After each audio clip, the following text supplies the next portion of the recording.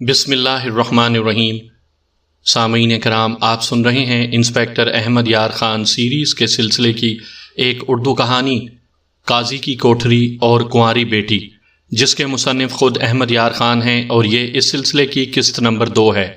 مجھے امید ہے آپ کو میری یہ کاوش پسند آ رہی ہوگی۔ آپ نے اگر ابھی تک میرا چینل کہانی گھر سبسکرائب نہیں کیا تو ابھی میرے چینل کو سبسکرائب کر کے بیل نوٹیفیکیشن آن کر لیجئے تاکہ آنے والی ہر نئی کہانی کی اطلاع بر وقت آپ تک پہنچ سکے۔ اختر پر حملہ معمولی واقعہ نہیں تھا۔ سارے قصبے میں اس واقعے کی خبر پھیل گئی تھی۔ معزز مخبر خود ہی میرے پاس آ گئے۔ اگر میں ہر ایک کی رپورٹ سنانے لگوں تو بات بڑی لمبی ہو جائے گی، صرف ایک رپورٹ سناتا ہوں۔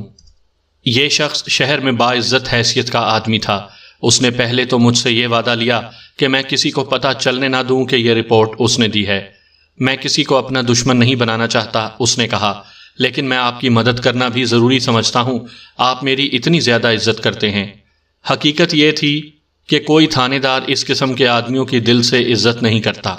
انہیں مخبر بنائے رکھنے کے لیے ان کی عزت کی جاتی ہے، جو محض بناوٹی ہوتی ہے۔ یہ عورت یعنی اختر کی ماں اچھے چال چلن والی نہیں، وہ کہہ رہا تھا۔ قاضی عبد المنان ہے نا، یہ کیوں اپنی بیٹی اختر کو دے رہا ہے؟ صرف اس لیے کہ اس عورت کے ساتھ اس نے جو یاری لگا رکھی ہے اس پر کوئی شک نہ کرے۔ کسی نے یا آپ نے انہیں اکٹھا دیکھا ہے کبھی؟ میں نے 2 مرتبہ رات کو اسے اس عورت کے گھر سے نکلتے دیکھا ہے، اس نے کہا۔ 4-5 دن گزرے، اختر اور قاضی کے بیٹے کی لڑائی ہوئی تھی۔ قاضی کے بیٹے نے اس طرح انتقام لیا کہ اختر پر رات کو حملہ کیا۔ آپ کوئی ثبوت تو پیش نہیں کر سکتے؟ میں نے کہا، شک مجھے بھی یہی ہے، لیکن کسی نے دیکھا تو نہیں؟ 2 آدمیوں نے دیکھا تھا، اس نے کہا۔ یہ دونوں آدمی آپ کے اپنے ہیں، میں جانتا ہوں، یہ دونوں آپ کے مخبر ہیں۔ اس نے ان دونوں کے نام بتائے۔ یہ دونوں جرائم پیشہ تو نہیں تھے، لیکن شریف آدمی بھی نہیں تھے۔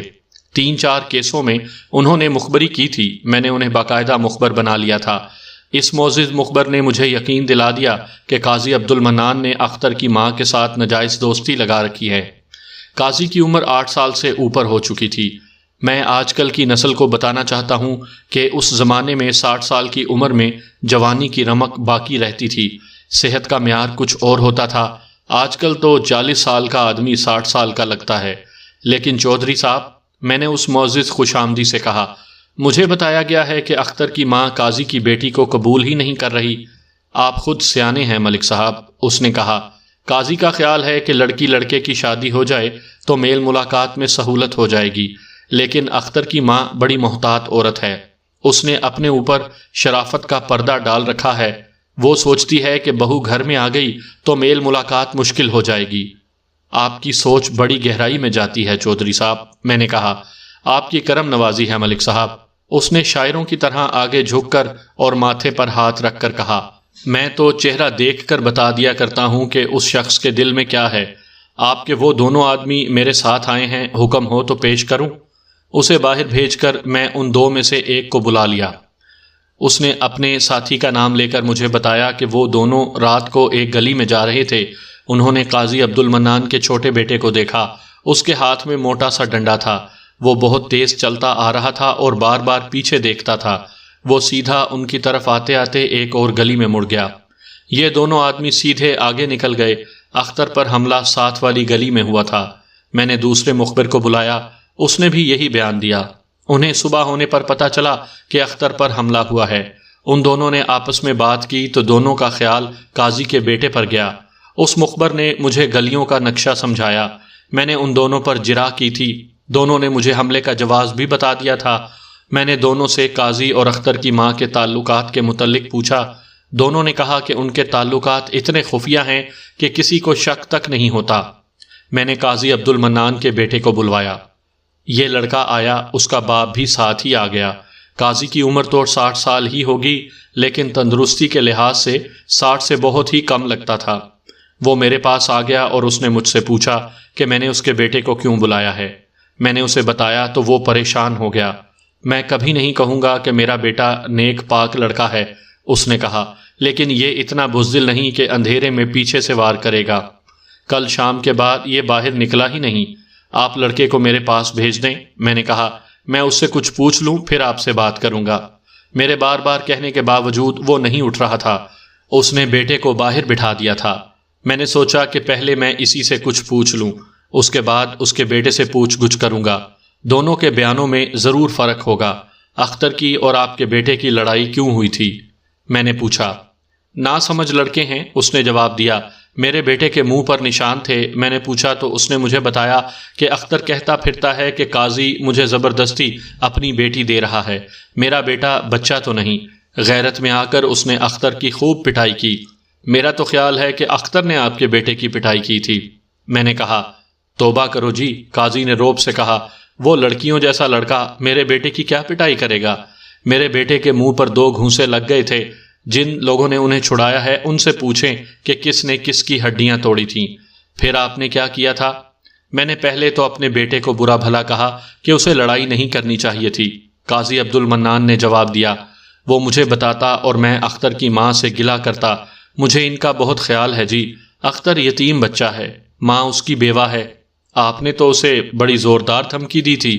میں نے کہا، اتنی زوردار تو نہیں۔ اس نے کہا، مجھے غصہ ضرور آیا ہوا تھا، میرا مطلب تھا کہ ماں اختر کو اچھی طرح سمجھا دے۔ اب بھی آپ اپنی بیٹی کا رشتہ اختر کو دینا چاہتے ہیں؟ میں نے ابھی کوئی فیصلہ نہیں کیا، اس نے جواب دیا۔ شاید اختر کی ماں رضامند نہیں۔ میں نے کہا، بات کچھ ایسی ہی ہے۔ اس نے کہا، آپ کے آگے وہ انکار نہیں کر سکتی۔ میں نے کہا، آپ کے ساتھ تو اس کا بڑا گہرا میل جول ہے۔ میرا؟ جی ہاں قاضی صاحب۔ میں نے کہا، میں آپ ہی کی بات کر رہا ہوں، کیا آپ اس کے گھر جایا نہیں کرتے؟ میں؟ اس نے حیران ہو کر کہا، وہ پردہ دار عورت ہے جی، میں نے شاید اپنے گھر میں 1-2 مرتبہ اتفاقیہ اس کی صورت دیکھی ہوگی۔ دیکھا جائے تو میرے دل میں اس کا درجہ بہن والا ہے، لیکن میں غیر مرد ہوں، بیوگی میں تو مجھے اس کے پردے کا پہلے سے زیادہ خیال رہتا ہے۔ پھر آپ نے اسے دھمکی کس طرح دی تھی؟ میں اس کے دروازے کے باہر تھا اور وہ اندر دروازے کے پیچھے تھی، اس نے جواب دیا۔ کیا اس نے آپ کو یہ بتایا ہے کہ میں اس کے گھر کے اندر اس کے سامنے چلا گیا تھا؟ اگر اس نے ایسا الزام مجھ پر لگایا ہے تو خدا کے واسطے اسے میرے سامنے لائیں۔ یہ میں بعد میں دیکھ لوں گا۔ میں نے کہا، میری اس میں کوئی دلچسپی نہیں کہ آپ کس کے گھر جاتے ہیں اور کیا کرتے ہیں، البتہ یہ رپورٹ آپ کے کچھ خلاف جاتی ہے کہ آپ لوگوں کو دھمکیاں دینے کے عادی ہیں۔ اس طرح فساد بڑھتا ہے، کم نہیں ہوتا۔ میں نے کبھی بلا وجہ کسی کو دھمکی نہیں دی، اس نے کہا۔ دھمکیوں کے متعلق اس کے ساتھ بہت باتیں ہوئیں اور میں بات کا رخ ان 2 گھروں کی طرف لے گیا جو اپنی بیٹیاں اختر کو دینا چاہتے تھے۔ قاضی عبد المنان نے انکار نہ کیا، لیکن کہنے لگا کہ اس نے دھمکی نہیں دی تھی۔ یہ کہا تھا کہ اختر کو میں داماد بنانے کی کوشش کر رہا ہوں اور تم لوگ میرے راستے میں آ رہے ہو۔ قاضی نے انہیں یہ بھی کہا تھا کہ اس طرح ایسی دشمنی شروع ہو جاتی ہے جو اگلی نسلوں تک جاتی ہے۔ پھر انہوں نے آپ کی بات مان لی تھی؟ میں نے پوچھا۔ وہ پیچھے ہٹ گئے تھے، ان میں سے ایک اکڑ گیا تھا۔ قاضی نے جواب دیا، آپ جانتے ہیں آپ کے پاس آتا رہتا ہے چودھری شمس الحق، وہ اچھی شہرت کا آدمی نہیں۔ ایک طرف اس نے آپ کے ساتھ اور تھانے کے عملے کے ساتھ یاری لگا رکھی ہے، ادھر اس کا یارانہ بدماشوں کے ساتھ ہے، روپے پیسے والا ہے۔ چودھری شمس الحق وہی آدمی تھا جو مجھے قاضی عبد المنان کے متعلق بتا گیا تھا کہ اختر کی ماں کے ساتھ اس کے ناجائز تعلقات ہے۔ کون سے بدماشوں کے ساتھ اس کا یارانہ ہے؟ میں نے پوچھا۔ اس نے 4 نام لیے، 2 وہی تھے جو میرے مخبر تھے۔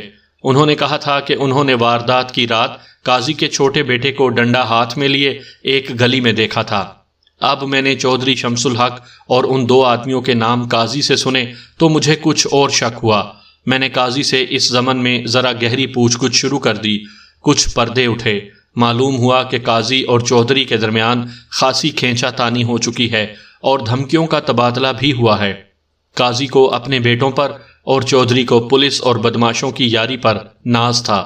قاضی نے صاف کہا کہ وہ پولیس سے ڈرتا ہے، ورنہ بدماشوں کی وہ اور اس کے بیٹے پرواہ کرنے والے نہیں۔ چودھری تو یہ بھی کہتا پھرتا ہے کہ قاضی کو یہ داماد زندہ نہیں ملے گا۔ قاضی عبد المنان نے کہا، اور جناب ملک صاحب، اس بدنیت انسان نے اختر کی ماں کو بھی بدنام کرنے کی کوشش کی ہے، لیکن سب جانتے ہیں کہ وہ شریف اور پردے دار عورت ہے۔ وہ اچانک چپ ہو گیا اور ذرا سوچ کر بولا، میں کسی پر الزام تھوپنا اچھا نہیں سمجھتا، لیکن یہاں میرا بیٹا مشتبہ بن گیا ہے، اس لیے اپنا شک ظاہر کرتا ہوں۔ آپ اس پر غور کریں کہ اختر کو چودھری شمس نے ہی مروانے کی یا ڈرانے کی کوشش کی ہوگی۔ مجھے یاد آ رہا تھا کہ مسلمانوں کے ان محلوں کے ایک معزز آدمی نے، جو واقعی معزز تھا، مجھے بتایا تھا کہ یہ قاضی اور چودھری دونوں بدماش خاندان ہیں۔ میں نے قاضی کو باہر نکال کر ایک کانسٹیبل کو ان دو بدماشوں مخبروں کے نام بتا کر جو چودھری شمس کے ساتھ آئے تھے کہا کہ انہیں فوراً تھانے لے آئے۔ میں نے اس دوران قاضی کے بیٹے کو اندر بلا کر تفتیش کی۔ لڑکا یہ بھی اختر کی طرح 17 سال کے لگ بھگ تھا اور پختہ زبان میں بات کرتا تھا۔ اس نے میرے سوالوں کے جو جواب دیے ان سے یہی پتہ چلتا تھا کہ اختر نے اسے نہیں بلکہ اس نے اختر کو مارا ہے، اس لیے انتقام لینے کے لیے اسے پیچھے سے وار کرنے کی ضرورت نہیں تھی۔ میں نے اسے باہر بٹھا دیا اور 2 مخبروں کے انتظار میں تھانے کے دوسرے کسی کام میں لگ گیا۔ وہ دونوں کچھ دیر بعد آ گئے۔ میں نے ایک کو اپنے سامنے کھڑا کر لیا۔ وہ پہلے والی بے تکلفی سے کرسی پر بیٹھنے لگا تو میں نے تھانے داروں کی زبان میں اسے کہا کہ وہ کھڑا رہے۔ میں نے اسے جو گالی دی وہ آج کسی کے منہ سے سنتا ہوں تو مجھے غصہ آ جاتا ہے۔ تھانے داری کے زمانے میں یہ گالی میں خاص موقعوں پر خاص قسم کے آدمی کو دیا کرتا تھا۔ کیا قصور ہو گیا حضور؟ اس نے بھکاریوں کے لہجے میں پوچھا۔ اپنا قصور اپنی زبان سے سناؤ، میں نے کہا۔ تمہاری بچت کی صورت یہی ہے، چلو بولو۔ کچھ اشارہ تو ملے سرکار۔ تم میرے آگے جھوٹ بول کر گئے ہو، میں نے کہا۔ اپنے آپ کو حراست میں سمجھو، میں تمہیں سوچنے کی مہلت دیتا ہوں۔ میں نے ایک کانسٹیبل کو بلا کر کہا، اسے اپنی نگرانی میں رکھو اور دوسرے ساتھی کو اندر بھیجو۔ کیوں اوئے؟ اسے میں نے زیادہ دلچسپ اور سنسنی خیز گالی دے کر کہا، بتا سچ بولے گا یا اسی جھوٹ پر قائم رہے گا جو تو چودھری شمس کے ساتھ آ کر بول گیا؟ کیسا جھوٹ جناب؟ مجھ سے مت پوچھ، میں نے قہر کی آواز میں کہا۔ تیرا باپ یہ باہر بیٹھا ہے، اس سے پوچھ۔ یہ سچ بول کر جان چھڑا گیا ہے، نہیں تو جھوٹ بول اور دیکھ تیری ہڈیاں کس طرح ٹوٹتی ہیں۔ تھانے میں تیری ماں کا قسم بیٹھا ہوا ہے نا جو تیرے جھوٹ کو سچ مان لے گا۔ چودھری شمس سے کیا انعام ملا ہے؟ کچھ بھی نہیں جناب، چودھری شمس بھی آ رہا ہے، میں نے کہا۔ تم اس کا پھندا اپنے گلے میں ڈال رہے ہو۔ اس کا رنگ اڑ گیا اور میں اس پر گولہ باری کرتا جا رہا تھا۔ میں نے اسے کہا کہ اس کے ساتھی نے سچ بول دیا ہے۔ وہ عادی مجرم تو تھا نہیں کہ برداشت کرتا چلا جاتا۔ آخر وہ بول پڑا۔ اس نے کہا کہ چودھری شمس کے کہنے پر اس نے اور اس کے ساتھی نے جھوٹ بولا تھا کہ انہوں نے قاضی عبد المنان کے بیٹے کو ڈنڈا ہاتھ میں لیے اور تیز تیز چلتے ایک گلی میں جاتے دیکھا تھا، اور یہ بھی جھوٹ ہے کہ قاضی عبد المنان کے اختر کی ماں کے ساتھ تعلقات ہیں۔ اس نے کہا چودھری شمس صاحب قاضی کو اور اختر کی ماں کو بدنام کرنا چاہتے ہیں۔ انہیں معلوم ہو گیا تھا کہ اختر کی اور قاضی کے بیٹے کی لڑائی ہوئی تھی۔ یہ تو ہر کسی کو معلوم ہے کہ اختر پر حملہ ہوا ہے۔ چودھری صاحب نے ہم دونوں کو بلا کر کہا کہ قاضی کے بیٹے کو پھانسنے کا یہ اچھا موقع ہے۔ چودھری صاحب کو خدا نے بڑا تیز دماغ دیا ہے۔ انہوں نے ہمیں کہا کہ ہم یہ بیان دیں۔ چودھری شمس نے ان دونوں کو قاضی عبد المنان اور اختر کی ماں کو بدنام کرنے کے لیے استعمال کیا تھا۔ ہمارے معاشرے میں آج بھی ایسے لوگوں کی کمی نہیں جن کا دماغ چودھری شمس کی طرح شرارت اور شیطانی کے سوا کچھ سوچتا ہی نہیں۔ اگر آپ غور کریں تو پاکستان کی سیاست میں بھی آپ کو چودھری شمس ہی نظر آئیں گے۔ اس انکشاف سے مجھے بہت غصہ آیا۔ یہ لوگ مجھے بے وقوف بنا رہے تھے بلکہ اپنے تعصب اور اپنی سیاست میں مجھے استعمال کرنا چاہتے تھے۔ میں نے چودھری شمس کو بھی بلوا لیا۔ دیکھ چودھری، وہ جوں ہی میرے سامنے آیا میں اس پر برس پڑا۔ تو اپنی برادری اور محلے میں معزز ہوگا، تھانے میں تمہاری حیثیت کچھ بھی نہیں۔ اس وقت تو مشتبہ ہے۔ اختر پر تو نے حملہ کرایا تھا۔ تیرے دونوں بدماش میری حراست میں ہیں، انہیں تو نے پیسے دیے تھے۔ اقبال جرم کر لے چودھری، نہیں کرے گا تو میں تیرے ان دونوں بدماشوں میں سے ایک کو وعدہ معاف گواہ بنا لوں گا۔ چودھری بے ہوش نہیں ہوا، باقی کوئی کسر نہیں رہ گئی۔ اس کی زبان ہکلا رہی تھی۔ وہ ہاتھ جوڑتا اور اپنی بے گناہی ثابت کرتا تھا۔ میں نے اسے یہ بھی تاثر دے کر کہ وہ ملزم ہے کانسٹیبلوں کے حوالے کر دیا۔ اسے میں بہت زیادہ ڈرانا چاہتا تھا، لیکن مجھے شک بھی تھا کہ اختر پر اسی نے حملہ کرایا ہوگا۔ دیکھنا یہ تھا کہ اس کے پاس حملے کا جواز کیا تھا۔ کیا ایسا ہوا ہوگا کہ قاضی کے لڑکے اور اختر کی لڑائی ہوئی اور چودھری شمس نے قاضی کے لڑکے کو پھنسانے کے لیے اختر پر حملہ کرایا اور تھانے میں آ کر رپورٹ دی کہ قاضی کے لڑکے نے حملہ کیا ہے۔ دونوں آدمیوں کو میں نے ASI کے حوالے کر دیا۔ ان دونوں کی خاطر تواضع کی ضرورت تھی کیونکہ وہ بدماش تھے۔ چودھری شمس کو مشتبہ بنا کر بٹھائے رکھا۔ قاضی کے بیٹے پر مجھے شک نہیں رہا تھا لیکن اسے ذہن سے اتارا نہیں۔ میرا ارادہ تھا کہ ان لوگوں کا راضی نامہ کرا دوں، لیکن چودھری کو میں نے ایسا سبق سکھانے کا فیصلہ کر لیا تھا کہ وہ مرتے وقت تک یاد رکھے۔ میرے لیے اور بھی بے شمار کام تھے، دوسرے کیس زیر تفتیش تھے۔ اگلے روز مجھے سیشن کورٹ میں قتل کے ایک مقدمے میں پیش ہونا تھا۔ 25-26 میل دور جانا تھا۔ اس سے اگلے روز ڈسٹرکٹ پولیس ہیڈ کوارٹر میں جانا تھا۔ چودھری شمس کو ساری رات تھانے میں رکھا۔ اس کے دونوں آدمی ASI کے پاس رہے۔ صبح تک دونوں کی طبیعت خاصی بہتر ہو گئی تھی۔ ASI نے رات کو انہیں سونے نہیں دیا تھا اور 3rd ڈگری کا پہلا مرحلہ جو ذرا نرم ہوتا ہے جاری رکھا تھا۔ میں صبح روانہ ہونے لگا تو چودھری اور اس کے آدمیوں کو الگ الگ بلا کر کہا کہ میں انہیں چھوڑ رہا ہوں، لیکن وہ شہر سے باہر نہیں جا سکتے۔ انہیں چھوڑنے سے پہلے ASI نے مجھے بتایا تھا کہ یہ بے گناہ معلوم ہوتے ہیں۔ چودھری کے ساتھ بھی ASI نے باتیں کی تھیں۔ چودھری اس کے آگے روتا رہا تھا۔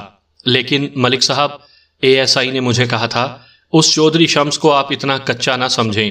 تھانے کے 3 کانسٹیبل اور ہیڈ کانسٹیبل نور الہی اسے بڑی اچھی طرح جانتے ہیں۔ اس کے متعلق مشہور ہے کہ اس کے جسم میں ایک ہڈی فالتو ہے اور یہ ہڈی شیطان کی ہے۔ اس نے اپنی برادری کو 2 دھڑوں میں کاٹ رکھا ہے اور انہیں ایک دوسرے سے لڑاتا رہتا ہے۔ اس کے منہ سے خیر کا کلمہ کبھی نہیں نکلا۔ آدمی پیسے والا ہے، پیسے کے زور پر اور پولیس کی دوستی کے دھوکے میں ہر کسی پر روب جماتا رہتا ہے۔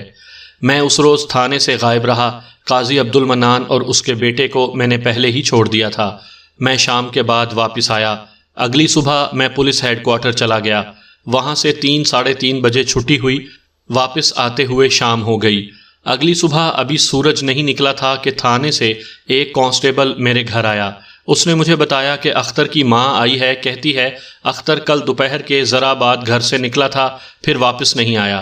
پوری رات گزر گئی ہے، وہ تھانے میں بیٹھی رو رہی ہے۔ 2 آدمی اس کے ساتھ ہیں۔ میں بڑی جلدی تیار ہو کر تھانے گیا۔ میرے ذہن میں سب سے پہلے چودھری شمس آیا۔ اختر کی ماں کی حالت بہت بری تھی۔ رو رو کر اس کی آواز بیٹھ گئی تھی۔ مجھ سے اپنا بچہ اس طرح مانگ رہی تھی جیسے اسے میں نے تھانے میں بند کر رکھا تھا۔ اس کے ساتھ جو 2 آدمی آئے تھے ان میں ایک قاضی عبد المنان تھا۔ وہ اختر کی ماں جیسا ہی پریشان نظر آ رہا تھا۔ اختر کی ماں نے بتایا کہ اختر گزشتہ روز دوپہر کا کھانا کھا کر گھر سے نکلا۔ وہ اکثر دن کو زیادہ دیر کے لیے غیر حاضر رہتا تھا، اس لیے ماں پریشان نہ ہوتی۔ شام کے بعد اختر کو گھر آ جانا چاہیے تھا۔ وہ نہ آیا تو ماں نے اس کے دوستوں کے گھروں میں جا کر پوچھا۔ کسی نے کہا کہ وہ دن کو فلاں وقت مجھے ملا تھا، کسی نے اور وقت بتایا۔ اس کے 2 دوستوں نے بتایا کہ اختر سینما دیکھنے کی کہہ رہا تھا۔ اس وقت تک اس قصبے میں سینما نہیں آیا تھا۔ 25-26 میل دور شہر میں 4 سینما ہال تھے۔ وہ شہر چھاونی بھی تھا۔ قصبے کے لڑکے وہاں سینما دیکھنے چلے جایا کرتے تھے۔ ماں نے بتایا کہ اختر چند مرتبہ سینما دیکھنے شہر گیا ہے، لیکن وہ بتا کر جاتا تھا۔ اس کے دوستوں نے اس کی ماں کو پریشان دیکھا تو 2-3 دوست اس کے ساتھ ہو گئے۔ یہ سب 9 عمر لڑکے تھے۔ وہ اختر کی ماں کو تسلیاں دیتے رہے اور رات آدھی گزر گئی۔ لڑکے اپنے اپنے گھروں کو چلے گئے۔ ماں پریشان ہونے کے لیے اکیلی رہ گئی۔ صبح کی اذان کے وقت اس نے پڑوسیوں کے دروازے کھٹکھٹائے۔ لوگ بہت سویرے جاگا کرتے تھے۔ قاضی عبد المنان تک خبر پہنچ گئی اور وہ بھی آ گیا۔ اس نے اور پڑوسیوں نے کہا کہ تھانے چلو۔ میں نے پہلا کام یہ کیا کہ چودھری شمس اور اس کے انہی 2 بدماش آدمیوں کو تھانے لانے کے لیے کانسٹیبل کو بھیجا اور اس کے بعد اختر کی گمشدگی کی باقاعدہ رپورٹ لکھی۔ مجھے سنگین گڑبڑ نظر آ رہی تھی۔ میں آپ کو بتا چکا ہوں کہ لڑکا کچھ زیادہ ہی خوبصورت تھا۔ میں نے اس امکان کو رد کر دیا کہ یہ واردات اس کے رشتے سے تعلق رکھتی ہے۔ اختر کی ماں نے ابھی تک کسی سے رشتہ نہیں مانگا تھا اور اس نے کسی لڑکی کی ماں باپ کو ایسا برا جواب بھی نہیں دیا تھا کہ اس کا کوئی دشمن بن جاتا۔ اختر پر جو حملہ ہوا تھا وہ اب مجھے ایک سنگین واردات کی کڑی نظر آنے لگی تھی۔ میں نے فوری طور پر جو کارروائی کی اور اس روز جو تفتیش کی اس کی تفصیل بہت لمبی ہے۔ مختصر طور پر آپ کو سنا دیتا ہوں۔ میں نے ہر اس شخص کو تھانے بلا لیا جس پر مجھے ذرا سا بھی شک تھا۔ میں نے یہ بھی دیکھا کہ قاضی عبد المنان اختر کی ماں کا ہمدرد بن کر آیا ہے۔ میں نے اس پر ظاہر تو نہ ہونے دیا، لیکن اسے بہانے سے تھانے میں روک کے رکھا۔ اس کے دونوں بیٹوں کو بھی تھانے بلا لیا۔ چودھری شمس اور اس کے بدماش دوست بھی تھانے آ گئے تھے۔ اختر کی ماں کو میں نے تسلی دلاسا دے کر گھر بھیج دیا۔ میرے لیے یہ کیس خاصا مشکل تھا۔ میں لڑکے کے قتل ہونے سے پہلے ڈھونڈ لینے کی کوشش میں تھا۔ یہ ڈر بھی تھا کہ وہ قتل نہ ہو چکا ہو۔ میں نے قاضی کے چھوٹے بیٹے کو دیکھا، اس کے سر پر پٹی بندھی ہوئی تھی۔ اسے الگ کر کے پوچھا کہ سر پر زخم کہاں سے آیا ہے؟ کہنے لگا کہ سیڑھیوں سے گرا تھا۔ میں نے پوچھا سر کے علاوہ کہاں چوٹیں آئی ہیں؟ اس نے کہا کہ کہیں بھی نہیں۔ اس کے ایک بازو کی کلائی پر نظر پڑی، وہاں موٹا سا ابھار تھا جس کا رنگ نیلا تھا۔ یہ بڑی سخت چوٹ تھی۔ میں نے باہر نکل کر قاضی کے بڑے بیٹے سے ہمدردی کے انداز سے کہا کہ لڑکے کو بڑی سخت چوٹیں آئی ہیں، میں اسے ابھی گھر بھیج دوں گا۔ اسی لہجے میں پوچھا کہ کہیں گر پڑا تھا؟ شیطان لڑکے ہیں جی، بڑے بھائی نے کہا، درخت سے گر پڑا تھا۔ میرے پوچھنے پر اس نے وقت اور دن بتایا۔ میں نے اندر جا کر لڑکے سے پوچھا تو اس نے دن تو ٹھیک بتایا، لیکن وقت 4 گھنٹے بعد کا بتایا۔ مجھے کوئی شک تو نہیں ہوا تھا، لیکن دونوں بھائیوں کے درمیان جو اختلاف دیکھا تو میرے ذہن میں ایک شک پیدا ہونے لگا۔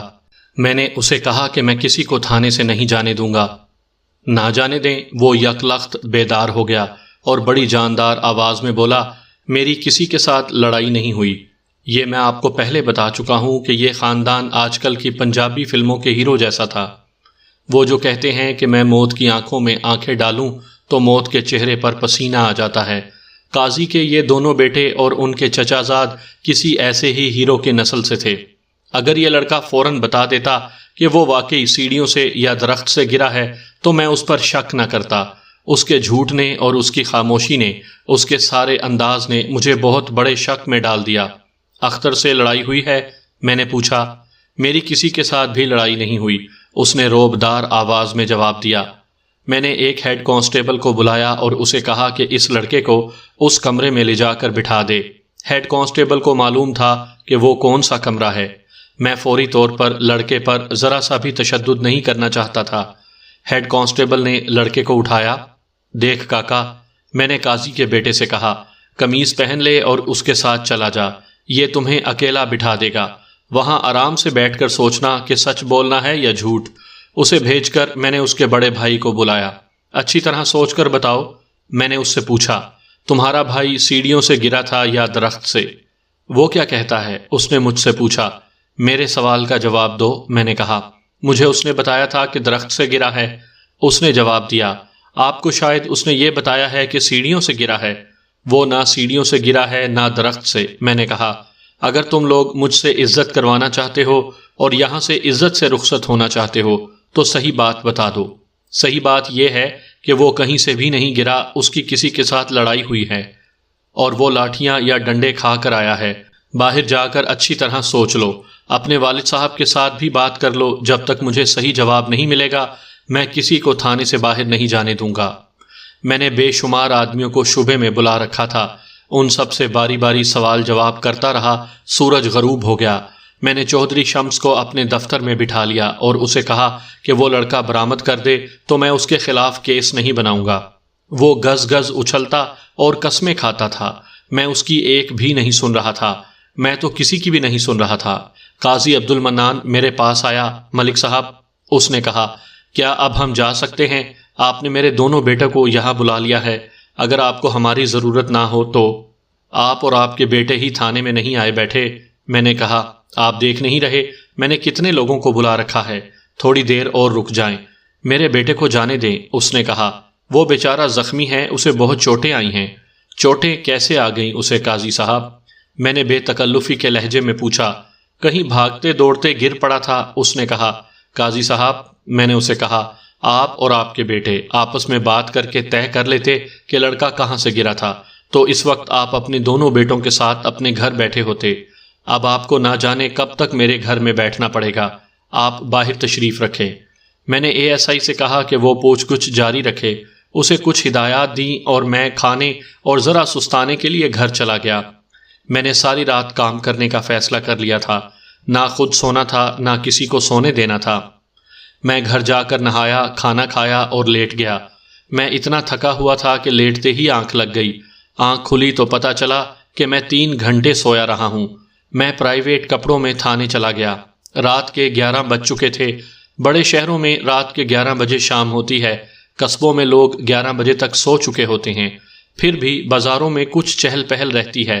میں جس وقت کی بات کر رہا ہوں اس وقت قصبوں میں سورج غروب ہونے کے 2 گھنٹے بعد تک گلیاں اور بازار سنسان ہو جایا کرتے تھے۔ قصبوں میں سینما اور ہوٹل نہیں ہوتے تھے۔ آج کل کی نسبت آبادی بھی بہت تھوڑی تھی۔ اس رات یہ والا قصبہ حسب معمول سو گیا تھا، لیکن میرے تھانے میں رونق تھی۔ ASI کسی مشتبہ سے پوچھ گچھ کر رہا تھا، میں ادھر ادھر ٹہلتا رہا۔ قاضی عبد المنان میرے پاس آیا اور کہنے لگا کہ اسے تھوڑی سی دیر کے لیے گھر جانے کی اجازت دی جائے۔ میں نے اسے احترام سے کہا کہ وہ ابھی گھر نہیں جا سکتا۔ وہ ہٹا تو اس کا بڑا بیٹا میرے سامنے آ گیا۔ اس نے بھی کہا کہ وہ تھوڑی سی دیر کے لیے گھر جانا چاہتا ہے اور وہ جلدی واپس آ جائے گا۔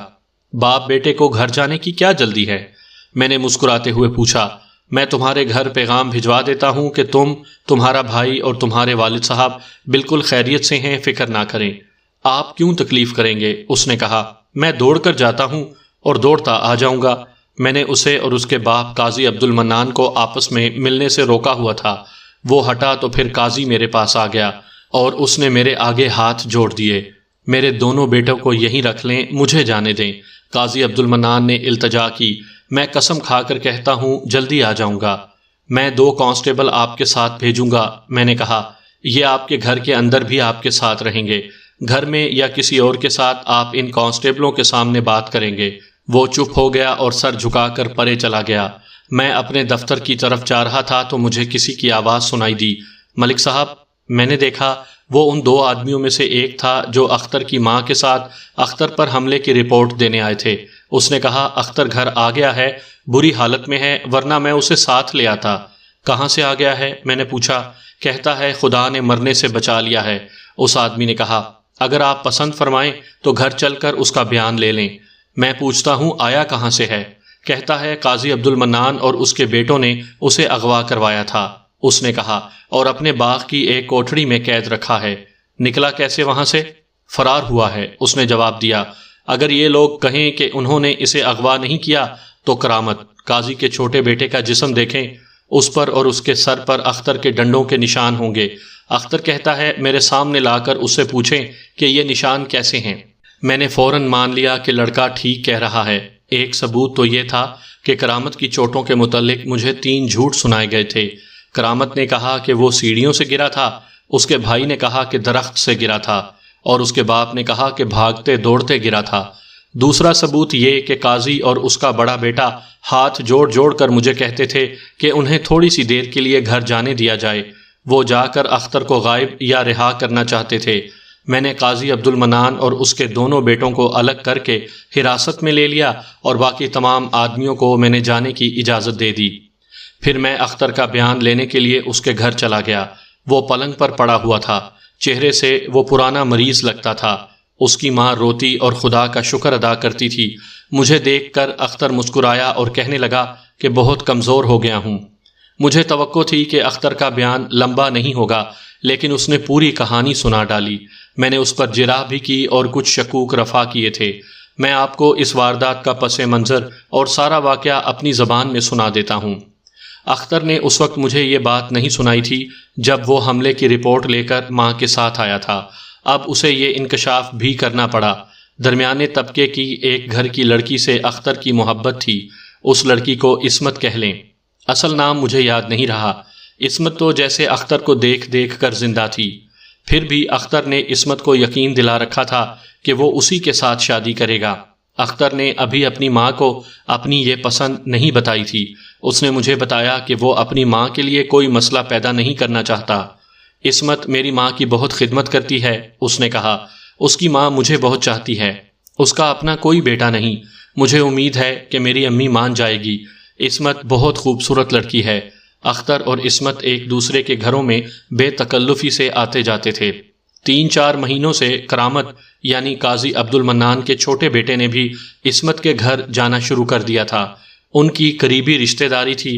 عصمت نے اختر کو بتایا کہ کرامت اس کے ساتھ بے تکلف ہونے کی کوشش کرتا ہے۔ کرامت کی یہ کوشش بڑھتی گئی اور نوبت یہاں تک پہنچی کہ عصمت نے کرامت کو صاف کہہ دیا کہ وہ اس کے ساتھ ایک رشتہ دار سے بڑھ کر کوئی تعلق نہیں رکھنا چاہتی۔ کرامت نے اسے کہا کہ اختر کے ساتھ تو تم نے بڑا گہرا تعلق رکھا ہوا ہے۔ عصمت نے اسے یہ بھی بتا دیا کہ اختر کے مقابلے میں وہ کسی کو کچھ نہیں سمجھتی۔ کرامت پھر بھی اس کے پیچھے پڑا رہا۔ 2-3 روز بعد عصمت کے گھر چلا جاتا یا کوئی اور موقع پیدا کر کے عصمت سے ملتا اور اسے اختر کے خلاف کرنے کی کوشش کرتا رہتا۔ عصمت نے ایک روز جل کر اس سے کہا کہ اختر کے سامنے تم بھنگی لگتے ہو، پھر مجھے تنگ کیا تو میں تمہارے ابا کو بتا دوں گی۔ کرامت کے متعلق میں پہلے بتا چکا ہوں کہ آج کل کی پنجابی فلموں کے ہیرو جیسا لگتا تھا، اپنے آپ کو یہ لوگ نواب سمجھتے تھے۔ کرامت عصمت کی یہ چوٹ کیسے برداشت کر لیتا؟